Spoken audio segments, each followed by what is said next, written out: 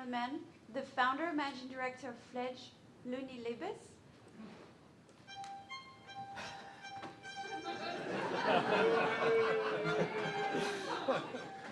So we live in a world steeped in tradition. Some so old it's written in stone, and some we're creating right here today.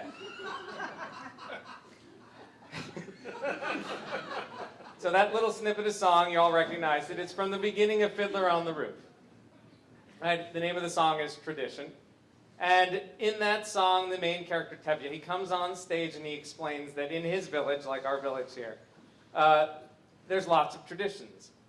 They have traditions for where to sleep and where to eat and where to work and what to wear and what to eat. And he admits in that song that he has no idea where these come from.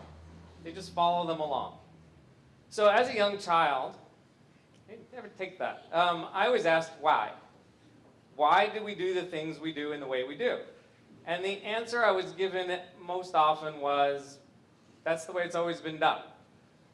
And I got to say, I never liked that answer. Sorry, Dad.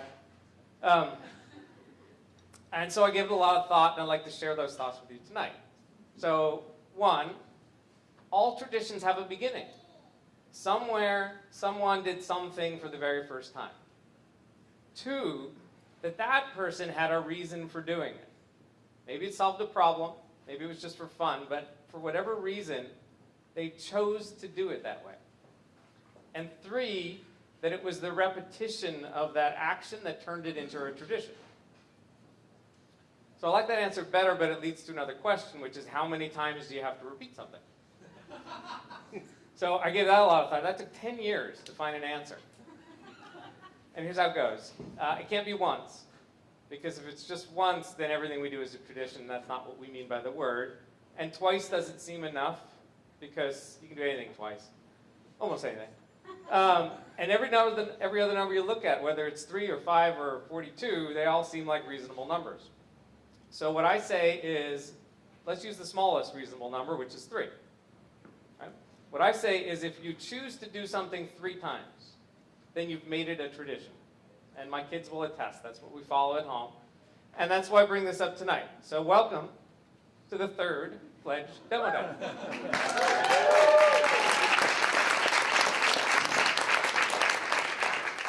And with that number 3, I have spent a lot of time in this session thinking about what we're going to repeat and what we're going to change and what we're going to throw away. And if you're unaware, Fledge didn't come out of nowhere. Fledge is based on a 7-year-old program out of Boulder called Techstars.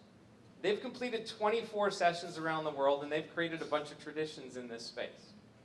For example, they describe themselves as a mentor-driven program. And so we follow that at Fledge. We had over 50 people come to help the teams in this session alone. We've had over 100 people come and volunteer their time in the year and a half since we've been running. And that's more advice and more opinions than you could possibly imagine. It's more opinions than the teams could handle most days. But nonetheless, without the help of these mentors, without without them coming to provide that kind of insight, this program doesn't work the way it works. And so right now, I see some of you in the audience. Right? I know some are watching at home, and I thank you. Thank you so much for volunteering your time.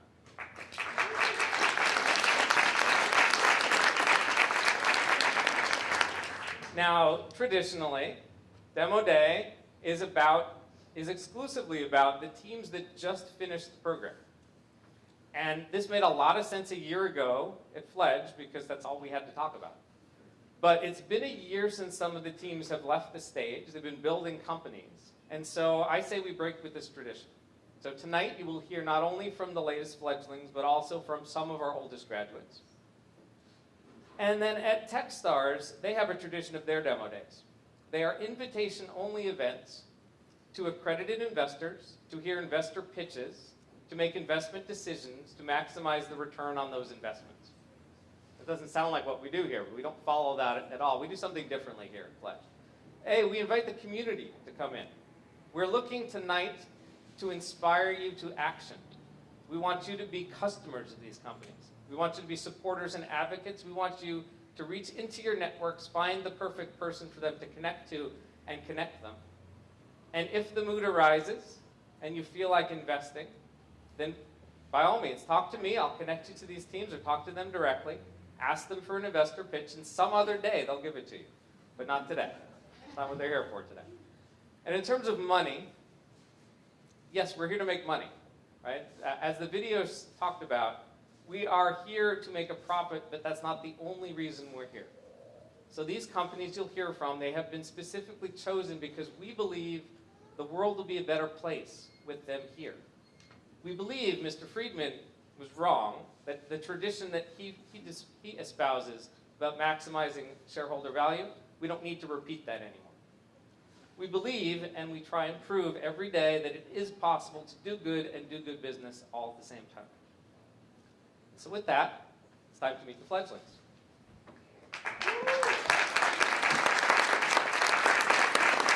Thank you.